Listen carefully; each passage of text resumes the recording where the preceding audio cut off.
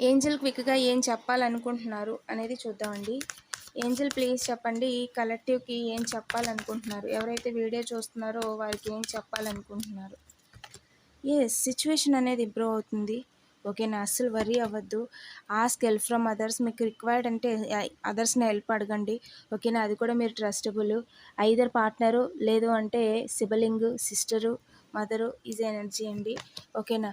And answer is no. అనుకుంది జరుగుతుందా లేదా అంటే నో అండి.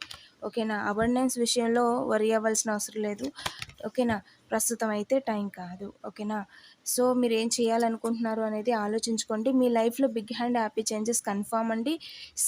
సీవీసీ ఇద్దరి విషయంలో అనుకుంది జరగదు. మిమ్మల్ని ఇబ్బంది పెట్టాలనుకుంటుంది జరగదు. యు ఆర్ ప్రొటెక్టెడ్ అండి.